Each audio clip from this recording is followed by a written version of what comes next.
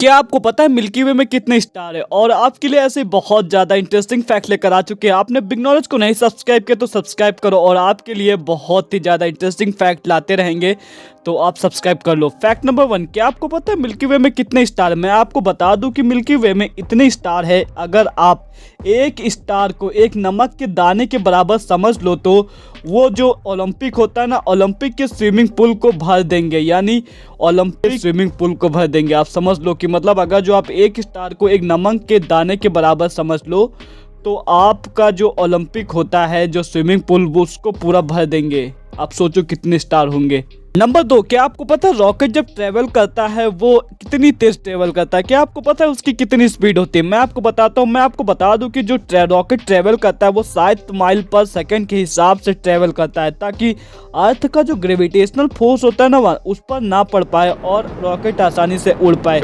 इसीलिए रॉकेट का जो स्पीड होता है जब वो ट्रेवल करता है 7 माइल पर सेकंड के हिसाब से उड़ता है। आप सोचो कितनी तेज, 7 माइल पर सेकंड। यानी आप जब तक मेरी आवाज़ सुने हैं तब तक वो रॉकेट 7 माइल ऊपर जा चुका। सोचो। नंबर 3, क्या आपको पता है जो तूफान आता है, जो आप तूफान देखते हैं ना, ये नॉर्मल सा तूफान, भाई इसमें कितनी एनर्जी होती है? क्या आपने कभी सोचा? ये तो आपको पता है कि हर चीज़ में तो एनर्जी होती है। अगर कोई चीज़ चल रही है या फिर ऐसा कुछ मोमेंटम होता है तो उसमें एनर्जी तो लगती है। लेकिन क्या आपने कभी सोचा है कि एक तूफान में कितनी एनर्जी होती होगी? लेकिन मैं आपको बता दूँ, आपको थोड़ा सा ये शॉकिंग लगेगा। मैं आपको बता दूँ कि एक तूफान में 8000 यानी 1 मेगाटन बम के बराबर एनर्जी होती है। यानी एक तूफान बराबर 1 मेगाटन बम। सोचो।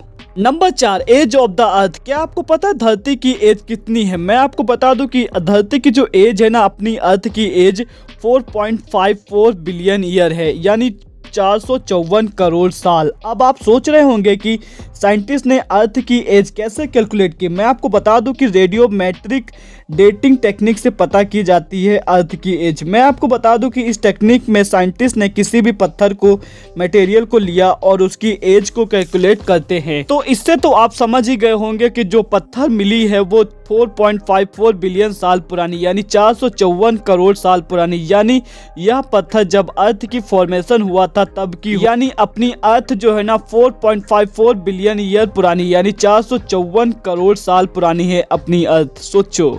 नंबर 5, टेम्परेचर ऑफ द अर्थ। वैसे तो मैं आपको बता दूं कि एवरेज अर्थ का टेम्परेचर 16 डिग्री सेल्सियस है, लेकिन अगर हम आपसे बात करें कि अर्थ पर सबसे ज़्यादा टेम्परेचर कब फाइंड आउट किया गया, यानी कब रिकॉर्ड किया गया, मैं आपको बताऊं ना, 10 जुलाई 1913 में डेथ वैली, यूनाइटेड स्टेट में टेम्परेचर को रिकॉर्ड किया गया था, जो कि 56.7 डिग्री सेल्सियस था, जो कि अर्थ का सबसे ज़्यादा टेम्परेचर रिकॉर्ड किया गया था 10 जुलाई 1913 में, जो कि था 56.7 डिग्री सेल्सियस।